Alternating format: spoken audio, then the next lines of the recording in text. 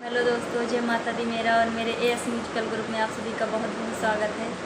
एक मैं नाच गीत लेके आई हूँ।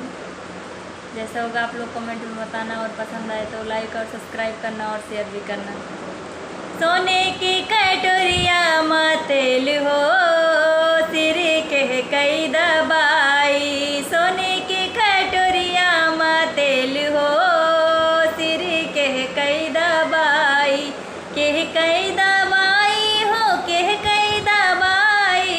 सोने के कटोरिया मातेल हो, सिर के कई दबाई। सोने की कटोरिया मातेल हो, सिर के कई दबाई।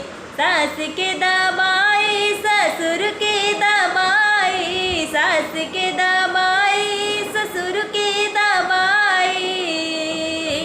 बारे बलम परदेस हो, बारे बलम परदेस हो, सिर के कई दबाई। बारे बलम परदेस हो, सिर के कई दबाई। सोने के कटोरिया मातेल हो, सिर के कई दबाई। सोने की कटोरी मातेल हो, सिर के कई दबाई।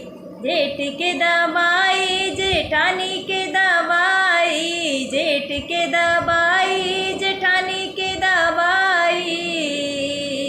बारे बलम परदेस हो, बारे बलम परदेस हो, सिर के कई दबाई। बारे बलम परदेस हो, सिर के कई दबाई।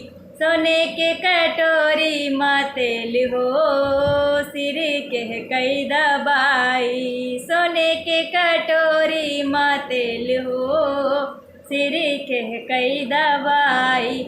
देवर के दबाई, ननद के दबाई। देवर के दबाई, ननद के दबाई।